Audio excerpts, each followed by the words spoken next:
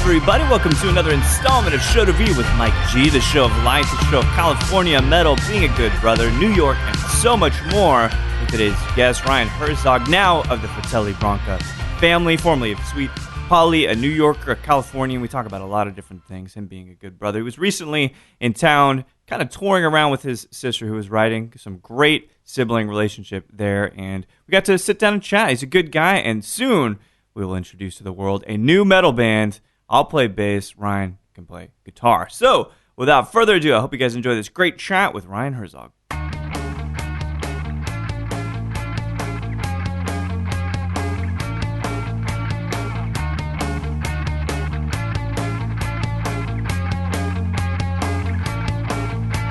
mother was born and raised in San Jose, and then my sisters and I were born and raised in a town called Pleasanton, Okay. It's in the East Bay area. It's like the epitome of suburbia. Yeah. Really, not that cool to talk about, in the bigger scale of things. But yeah, it's 20 minutes away from Oakland, 20 minutes away from San Jose, 30 minutes away from San Francisco. Yeah.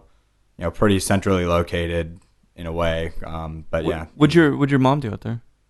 What line of work? So that's actually pretty interesting. I feel like in some ways, what I do now, I'm taking a lot from what she does. So she does corporate events. Okay. And she started, back in the 90s and the tech boom. Yeah, yeah. And she didn't go to college. She was just really, good at communicating and creating events and forming the ideas and doing all the organization and stuff like that. And she, one job led to another, and then she fell into corporate events and loved it. And she loves producing. She does now she works for Cisco, and she created their Cisco Live conference. So now she does the global Cisco Live events all over the world. So she's a people person. Yeah.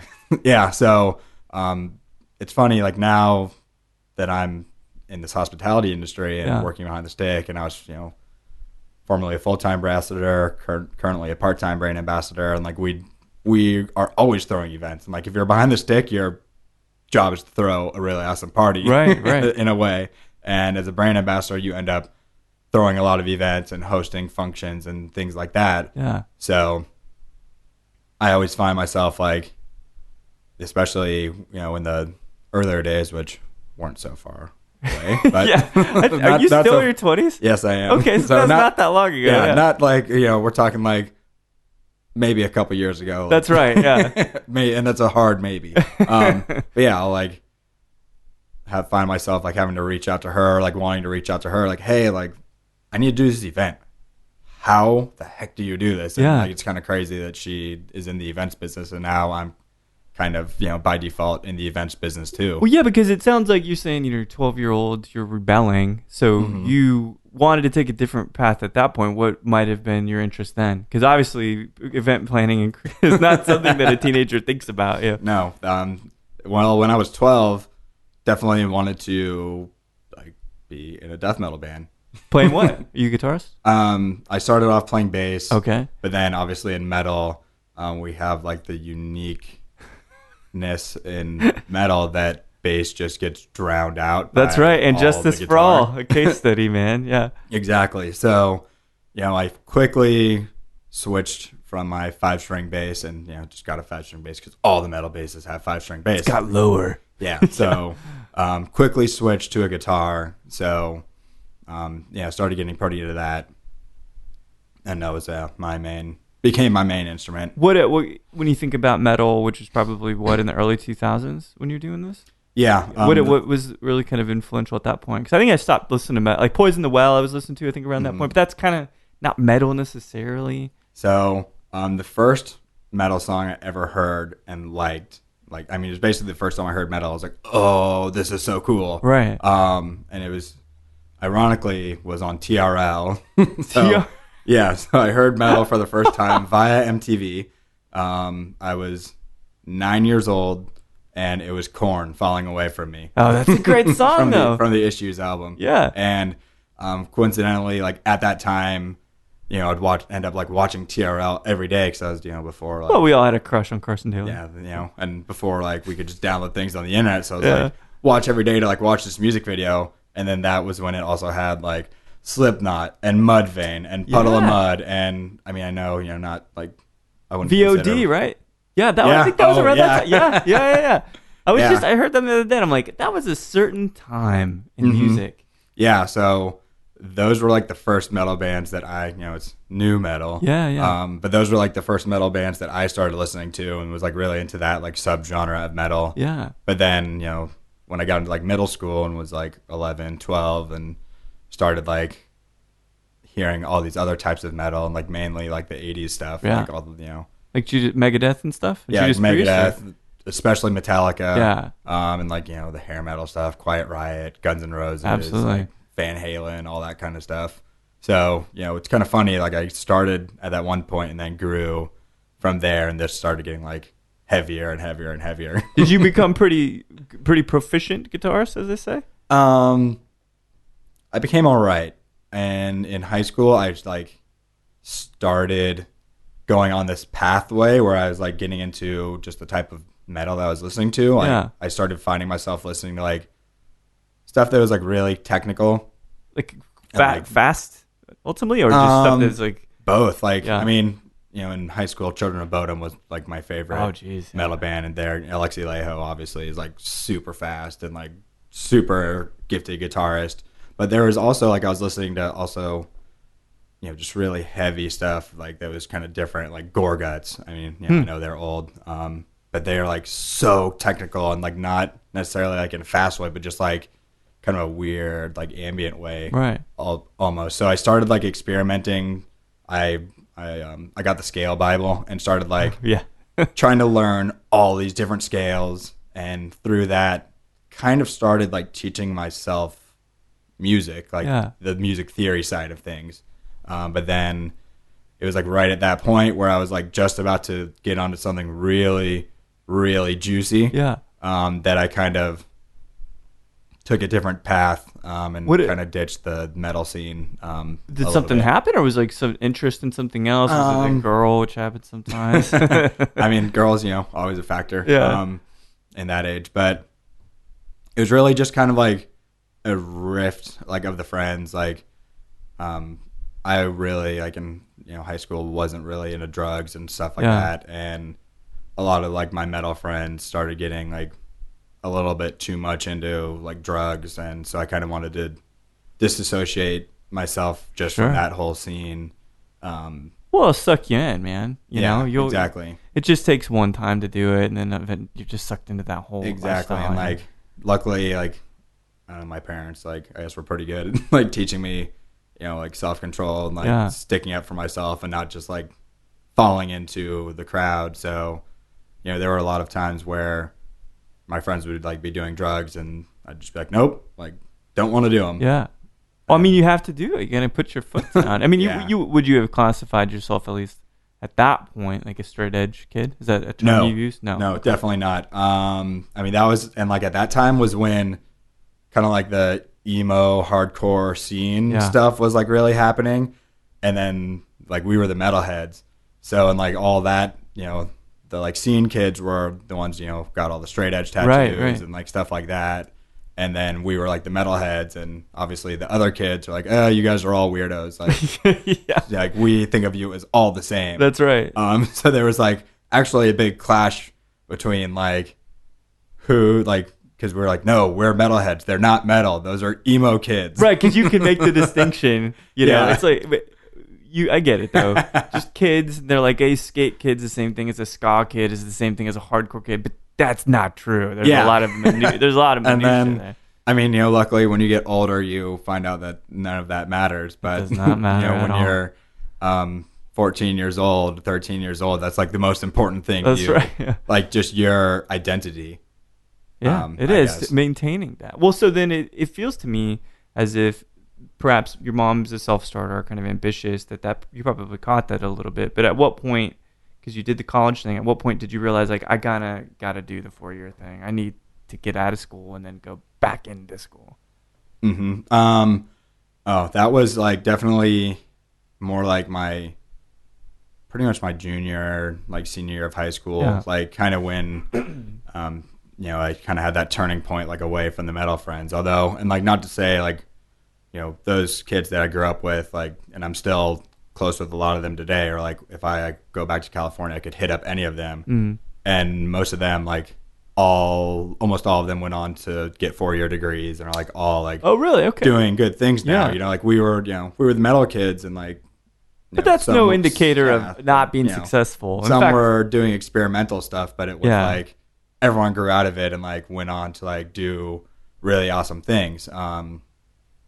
And so for me, like weirdly, I have this crazy story. Don't want to get too off track, but like growing up, I was the pickiest eater in the world. Although why? I don't know. My brother was too. I was just weird. Although I loved broccoli. It. Broccoli you liked? I call it, when I was a kid, they were little trees.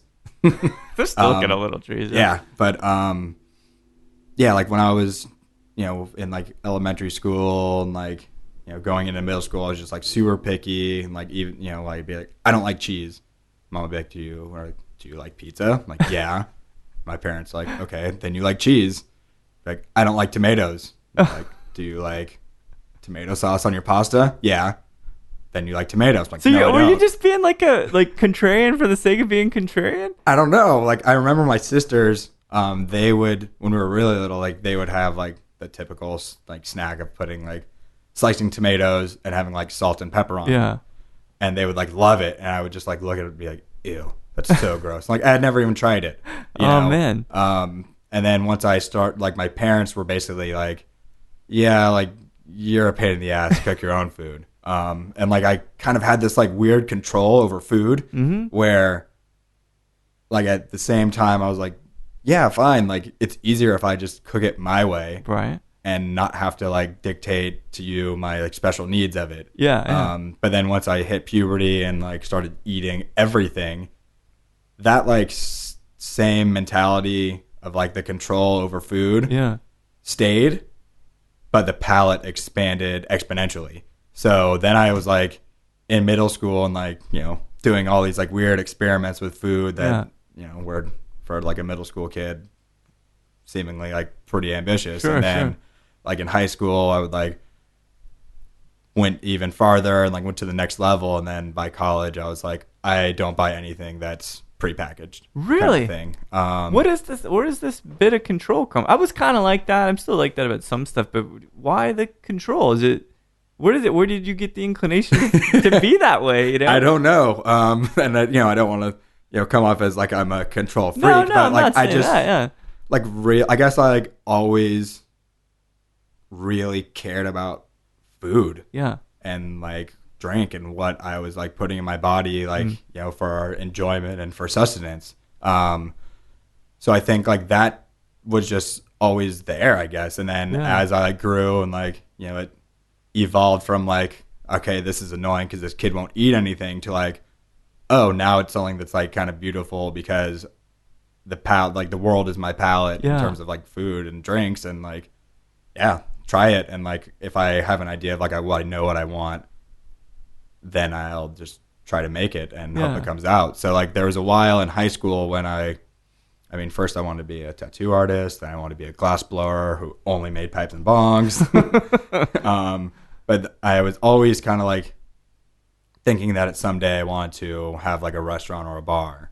And so there was a while where I was thinking, like, I don't want to go to 4-year school. Like I'll just go to culinary school and, it's a more creative path in a sense, right? And like I had started learning about investing, like just from, adults in my life. And like in high school, we had like an economics class senior year for half a semester. And we were like, did some stock game where you had to like pick stocks and follow them or whatever.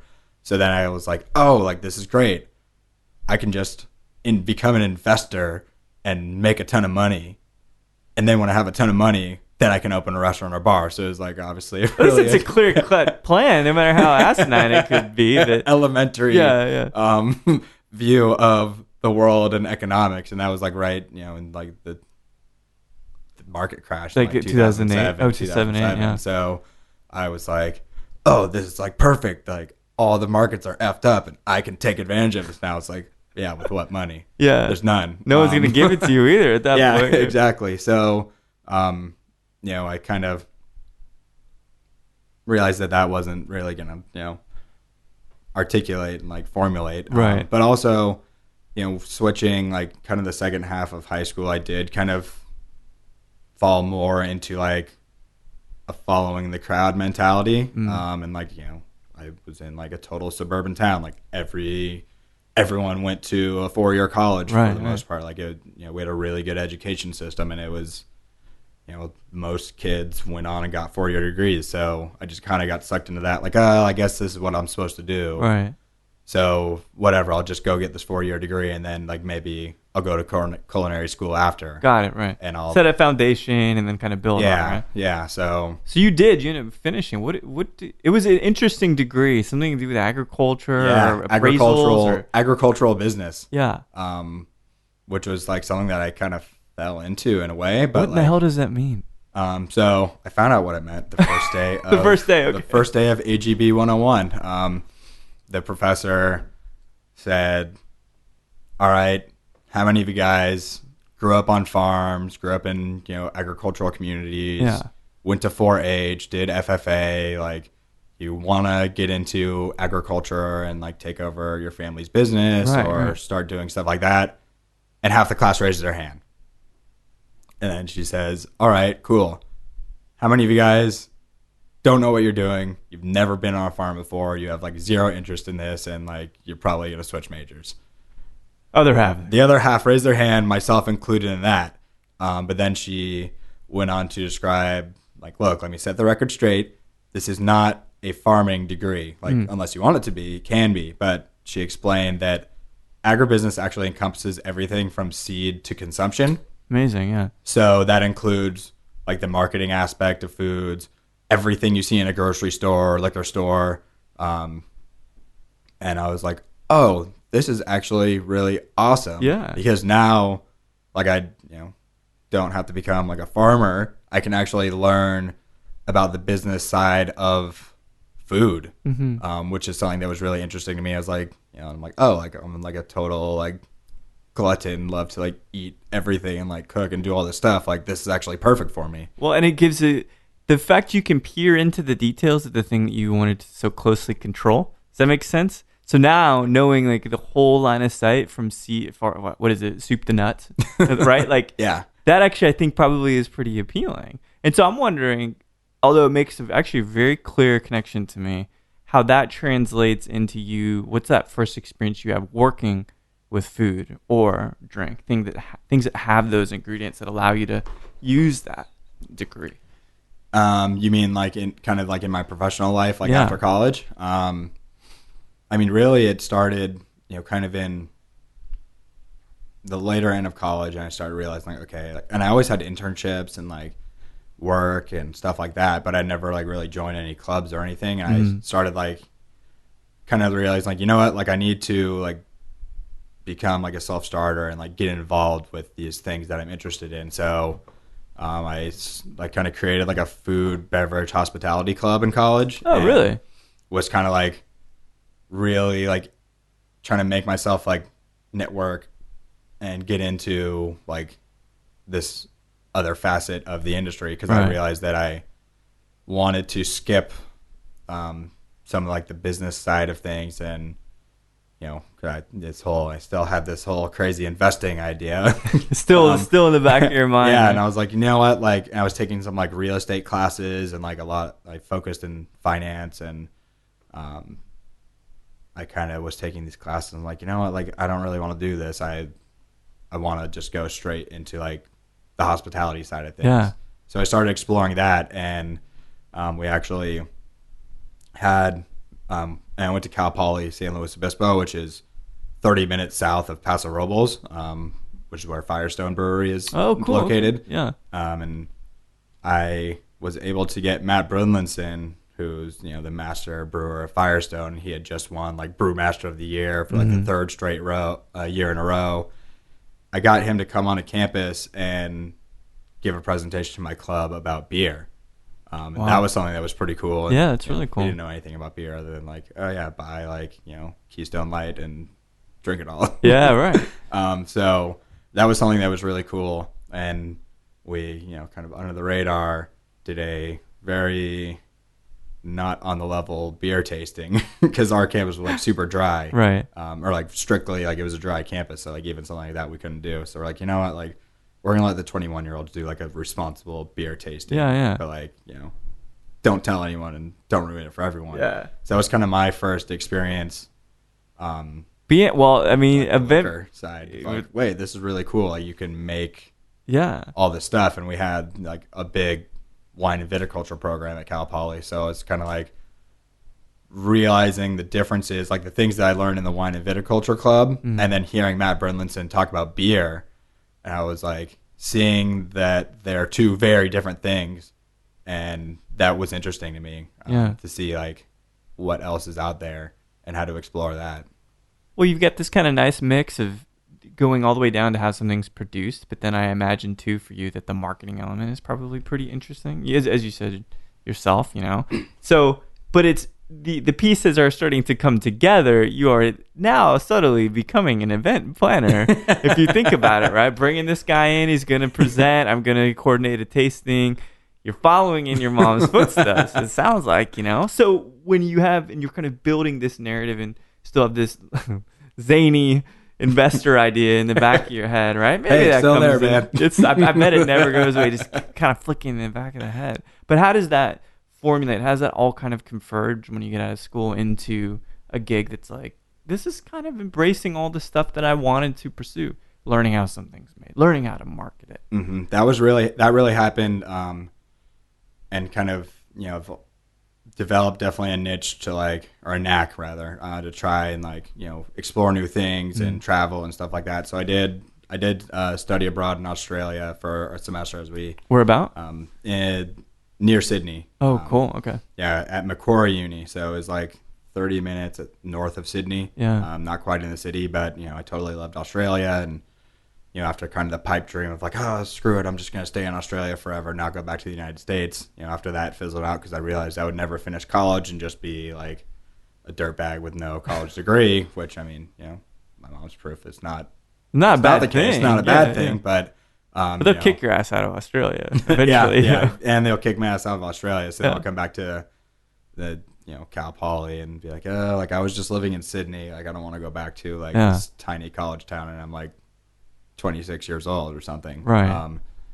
So after that, I was like, I had like 2 summers left in college, and one of them I spent in Cal Poly, like going to summer school and doing some work for that. And I was like, that's boring. I need to do more. So my last summer vacation ever, quote unquote, I just decided I was going to go to New York.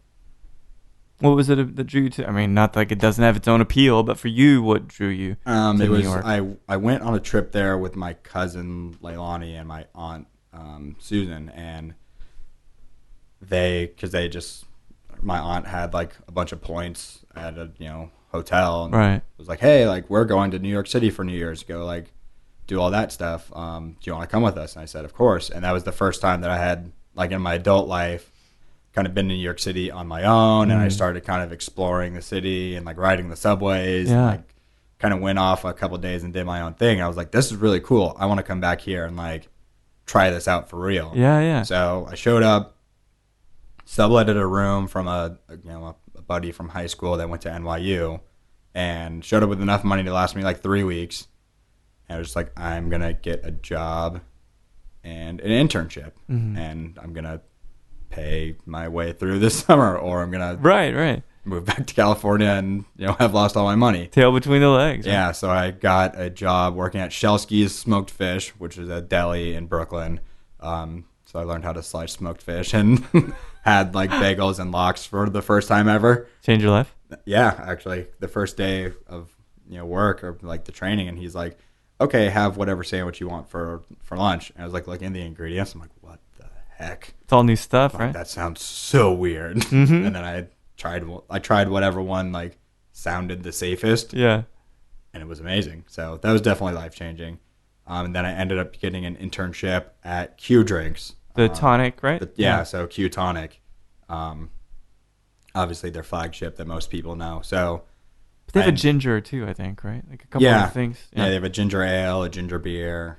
So that was like my first kind of real step into that world, and their main focus was off premise, and Whole Foods was like their number one customer. So I spent a lot of time like walking around New York City, like merchandising the shelves at Whole Foods. Yeah.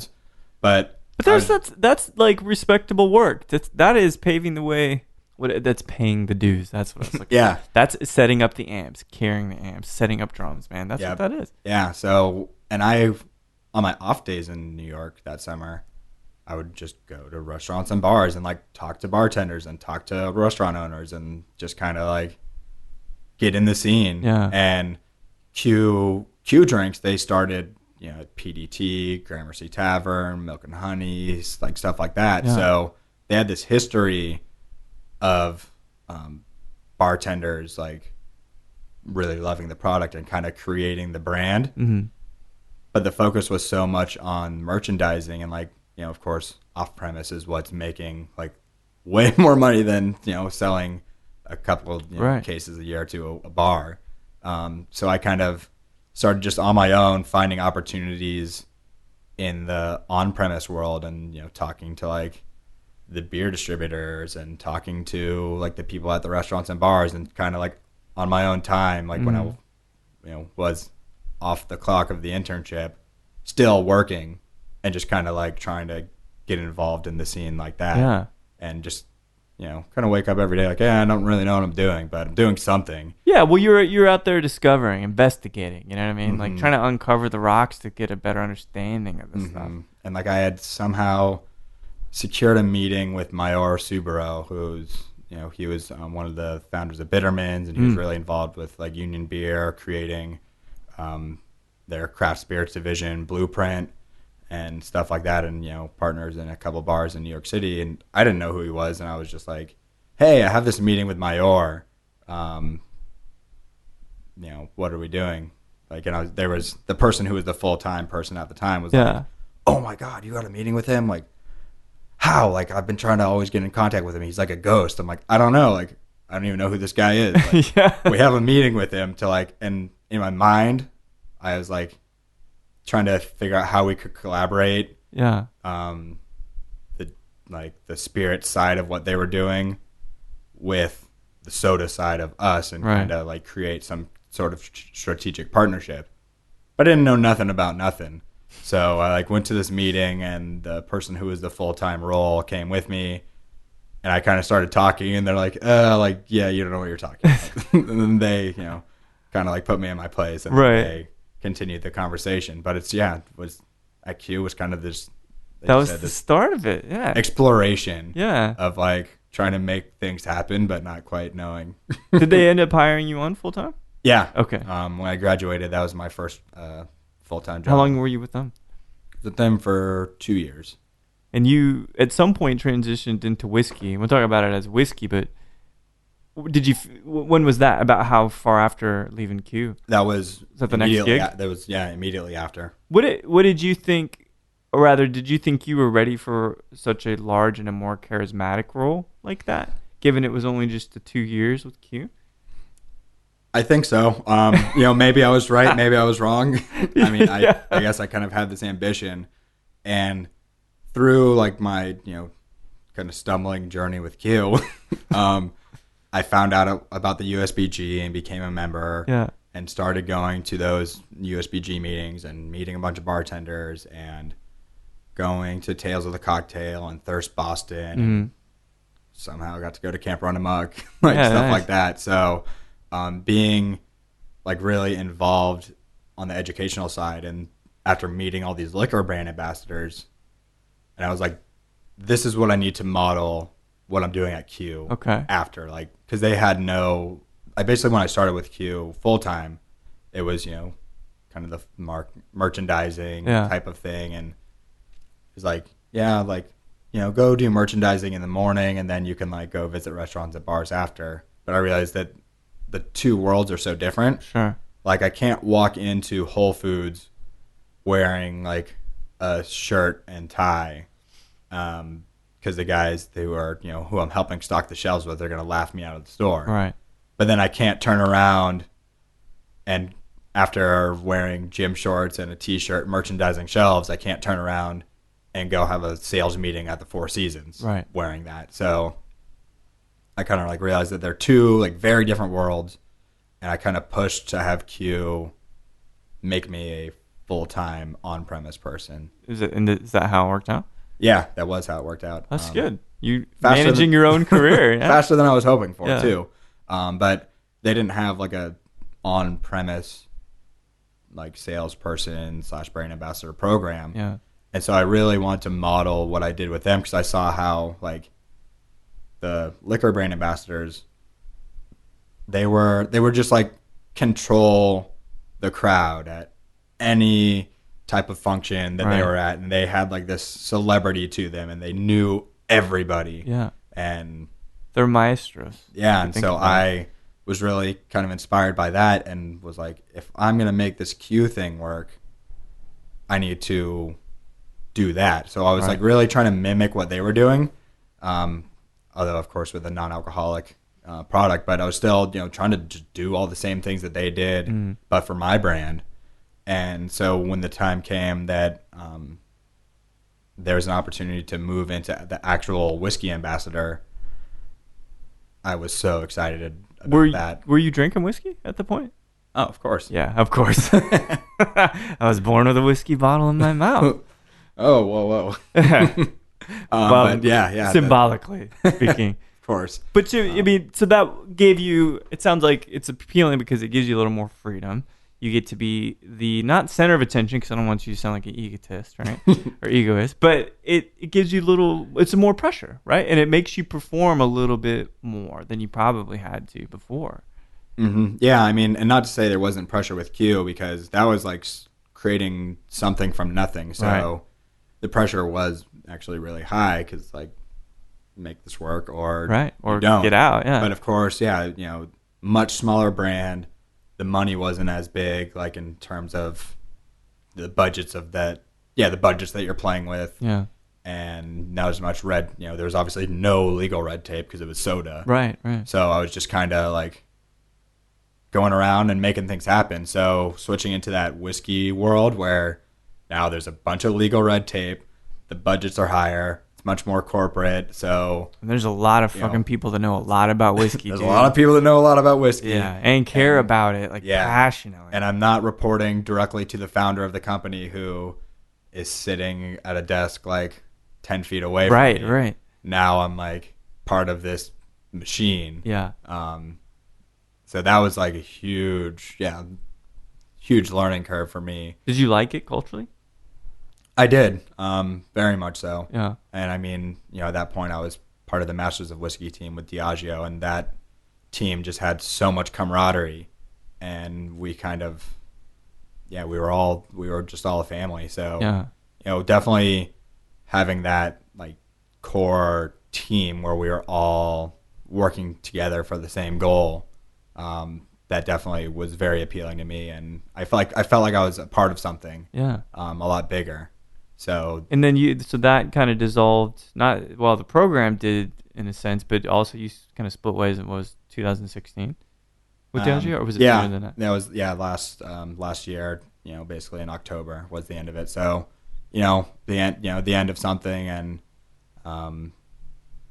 wasn't not involved anymore. So. Right? Can you be subject? Like, because a lot of people have been pretty critical about Diageo's decision to do that. Mm-hmm. Are you able to be subjective about it and say that you think that cutting it could be anybody. It could be Bacardi, right? Or Diageo, whoever. Yeah. Do you think that it's a wise decision for companies to cut educational funding ultimately like that? So one of the things that I've noticed is that Diageo's, and this is just things that I've deduced and like noticed in the field. Like it doesn't seem like they're completely cutting education, but they restructured what they're doing. Got it. Yeah. Where now there's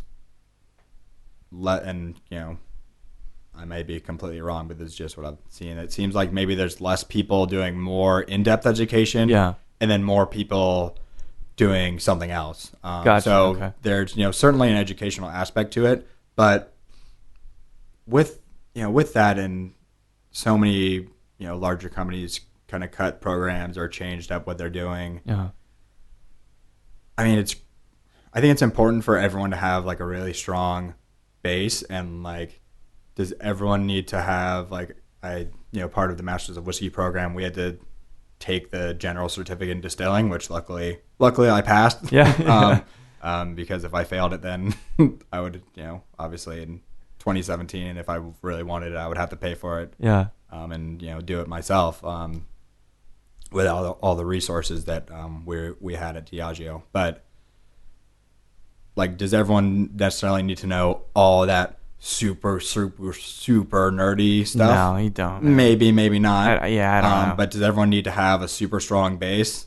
Certainly. Yeah. So, there's a lot to be said to having a strong educational platform where at least you're getting beyond the basics. Because obviously, if you're a brand ambassador, you really need to know beyond the basics. And you may not need to know every, very in-depth intricacy. Because that's not going to matter to the customers ultimately, Maybe a few of them, one for every like 10,000 that need that specific gravity of the ferment or some shit like that. Yeah, but I mean, the thing that it does, it makes you so much more confident in your ability to speak about the stuff. And looking back at my Q days when I was like watching these brand ambassadors in awe, like controlling the room and being so knowledgeable. If you have that stuff in your back pocket, then you can field any question. You can speak super knowledgeably and confidently about the whole process. And like for me now that I'm behind the stick a couple nights a week, I love it that I have all this knowledge, because if someone comes in and they have a question about whiskey, I can like get super nerdy with them if they want, or I can go surface level. But at the end of the day, I'm able to deliver the answers that they want. Yeah. And then some, because, I'll always try to, flex the whiskey knowledge muscles and like start. You gotta keep them strong, right? Yeah. I'll like, try to spark something with that guest where they, maybe they just learned that bourbon is not different from whiskey. Bourbon is actually a type of whiskey, and that now there's all these different types of whiskey. But now if I can spark it to like grab their attention on something else and like keep the conversation going with them, that's like engaging the guest. So I'm like creating a repertoire with them. Yeah, absolutely. They're becoming more comfortable. And like, if you think about it, everyone, they're coming to a restaurant or a bar and they're out of their element.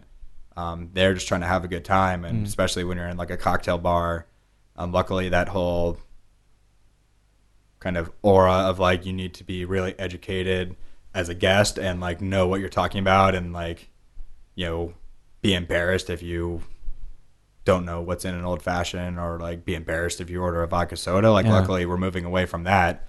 But the more I can kind of command the stage of the guests and like get them talking, that's just more opportunity for me to sell more whiskey. And get better tips. Well, you got to include people like, in this. Create a conversation, like build a relationship with the customer. So how long you been at the bar in Brooklyn now? Sweet Polly? Sweet Polly, yeah. I've been at Sweet Polly since November. We opened up mid-November, and I came in like probably like the second week. Yeah.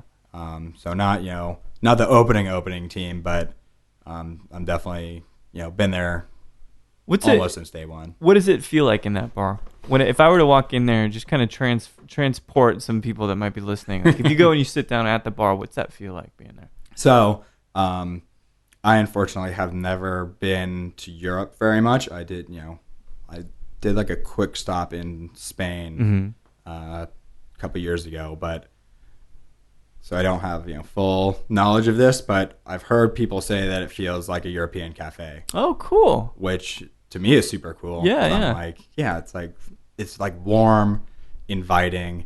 We have like these big windows in the front that let in a ton of natural light if there is natural light right. that day, and big tall ceilings. The ceilings are painted gold and they're original from like the 1800s. It's just like a wide open, like warm, welcoming space, and we have this beautiful marble bar. Yeah, wow. So it just feels inviting, and I've heard a lot of people say that it feels like a French or like a European cafe. I love that because that's distinct, The majority partner, Murat, he's from Turkey, and he owns a couple coffee shops in Brooklyn that are really popular coffee shops. And I think that translates a lot to the bar. Yeah. Although, our bar manager, Bruno Diaz, and, he's one of the partners in the bar too, he basically did all the conceptualization of designing the physical bar part of the bar. But I definitely think having that collaboration of Bruno, who started as a bar back, and he, was worked at a ton of different places in New York City, so he has a strong working knowledge of bars. And then Murat, who owns coffee shops. Kind of that collaboration. So it's like a perfect hybrid between the both of those. Yeah, like when you walk in, it really feels welcoming and like warm and inviting. Yeah. Just as like, your neighborhood coffee shop does. That's killer. Well, so it really begs the question, and why the hell are you in Austin, Texas? And why were you driving from Albuquerque? It seems like there's this road trip. I haven't heard about this. You gotta. So my younger sister Jenna, and she's 3 years younger than me. She's the middle child. She is super awesome and like way crazy. Yeah. And she's a writer and a photographer. Yeah. And she in college became very, very passionate about outdoors life and specifically rock climbing and like backpacking. And she did a study abroad herself and did a bunch of traveling and things like that. So she's really basically doing the whole, like, anything you can do, I can do better. Okay, yeah. I mean, not intentionally, but she's, like, very, very talented, very, very smart, very, very sociable, a super gifted writer, like, just a gifted person in general, and she kicks ass. So she basically became really into traveling.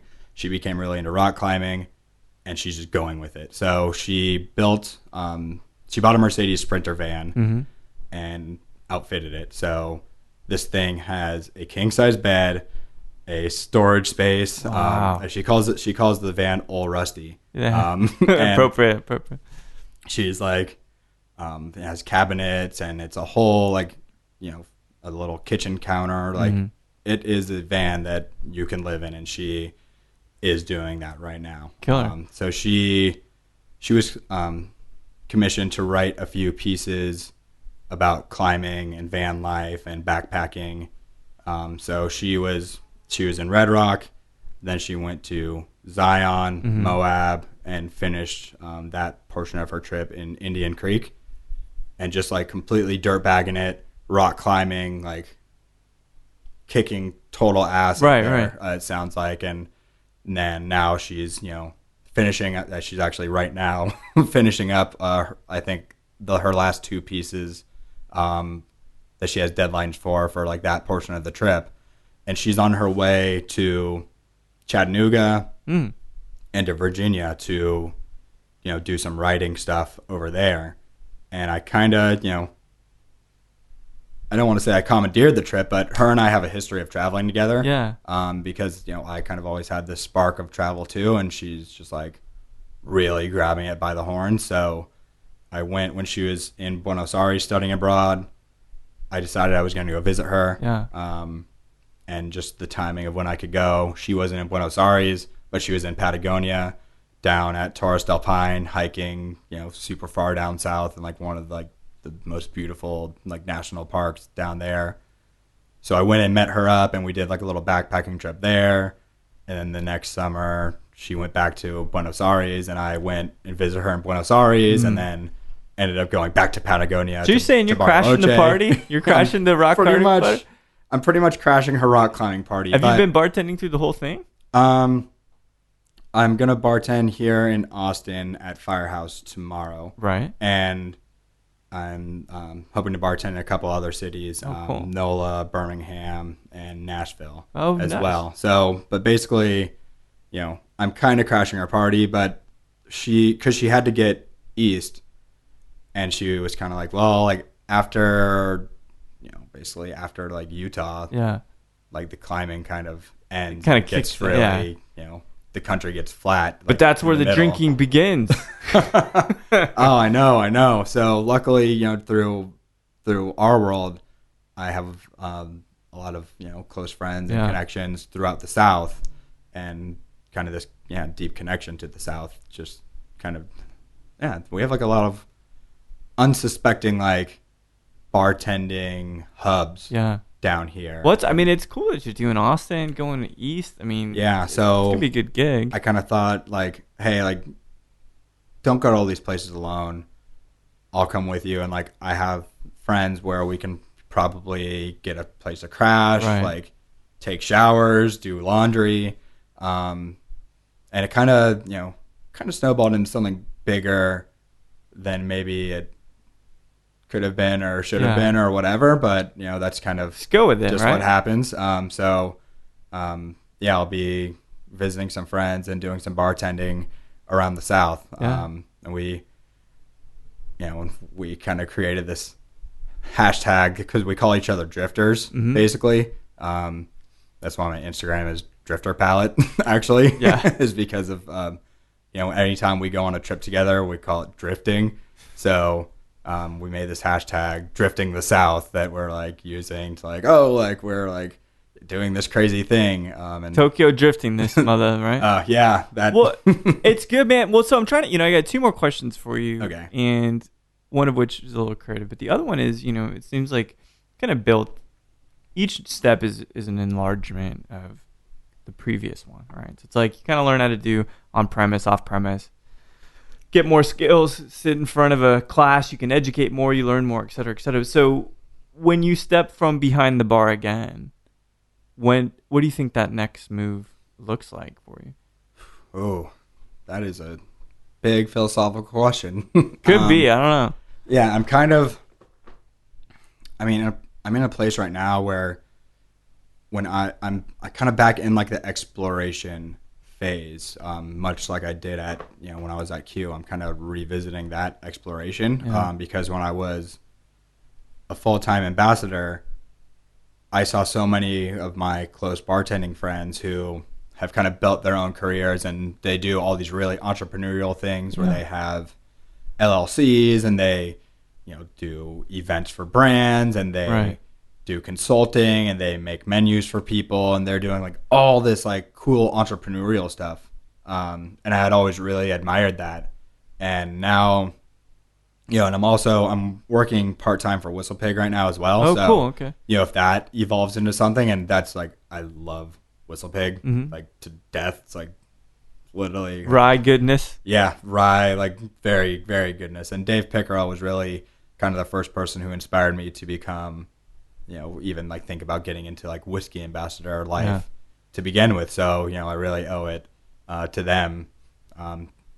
So I'm working for them part-time right now just because it's like, hell, like, I'm not above working part-time. Like, maybe I am, maybe I am. I'm not, probably not. But WhistlePig is a brand that I love so much. When I saw they were hiring, even though it was part-time, I was like, yes, perfect I'm on board. Match, yeah. But right now I'm kind of in that exploration phase where I'm figuring out, do I want to like live this kind of entrepreneurial consulting freelance type lifestyle? Do I want to go back to full-time brand work? Do I want to do something completely different and like sell all my stuff and become a dirtbag drifter with my sister? Full-time, yeah. Well, I like it. I mean, it's kind of an interesting crossroads. I'm very interested to see where exactly you go from that, Well, so here's the last piece then for you. I think that leaves us with a little bit of suspense, right? It's like, well, fuck, I don't know where Ryan's going. Right? I have no idea. Well, the other thing that and I ask this question every time now in the interviews, but let's just say, you're traveling abroad, you're wherever your favorite bar might be in this world, and you're drinking whatever you want to drink. But you can sit there at the bar and have a conversation with any person living or deceased. Who might you like to just sit at that bar and have a deep conversation with? Oh, wow. That is quite the question. I mean, I feel like Zach De La Roca. Oh, jeez. Machine. Yeah. or maybe even Tom. I mean, or Tom Morello, right? Tom Morello, yeah. Like, those guys are just like so out there. Yeah. I mean, they can definitely put a more coherent sentence than Jello Biafra from Dead Kennedys together. So he'd be pretty cool to talk to too. Yeah. Yeah, because they're like, I mean, Rage Against the Machine was such like an influential band in my young life. Yeah. And they've kind of, fallen by the wayside a little bit, or they broke up or whatever. So, but they like have their beliefs and just like go for it so much. Yeah. So, Zach or Tom would definitely be really interesting people to talk to, and they're, so like in tune with the world in a way that I'm not. I think there'd be a lot to learn from either one of those guys. Yeah. Man, yeah, I saw him in 96. I'm Back jealous. in the day. Lost my shoe within 20 seconds of them fucking playing Bulls on Parade. I had tickets to see them when they came back. This was in 2006, maybe 2007. But then, I got grounded or something. Couldn't go. Typical. Don't get grounded, people. Don't fucking get grounded, because then you'll miss some great shows or get sick. Either way. So. I missed Guar because I was grounded too. Once. Oh man, and it's never gonna be the same with Guar now. That's true. It's a shame, but it's good, man. I'm glad you're in town. I'm glad we got a chance to sit down and talk, and I think that Firehouse is the perfect place to start some trouble in Austin, man. It's been a privilege, and Ryan, I really appreciate you taking the time out, and we'll chat more soon, I hope. Yeah, thank you very much, Mike. This was totally awesome experience for me. Cool. Pleasure chatting with you, and yeah, I'm looking forward to seeing. This is my first time in Austin, so looking forward to check this place out. And I think my sister and I now we're gonna go do some like outdoorsy stuff, because that's like I'm more passionate about alcohol, but she's way more passionate about outdoor stuff. So we're gonna try to do the best of both worlds on this trip. Perfect balance, dude. Yeah. All right, well, best of luck with it. Great weather too. Awesome. Right, well, thank you very much. Thank you.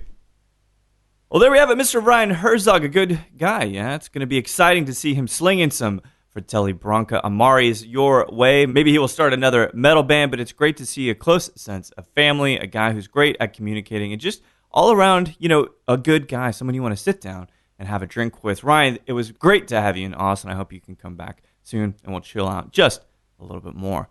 So thanks, everybody, for listening to Show to V with Mike G. I'd like to say that showtov.com will be launched this week. You get a little more content, a little more ramblings from my stupid, broken mind, and all this wonderful podcast material that I hope you've grown to love and enjoy. So if you're also binging the Netflix original series Love Sick because you're infatuated with English rom-coms, or you're thinking, is Phantom Thread really going to be Daniel Day-Lewis's last movie? Please keep dancing.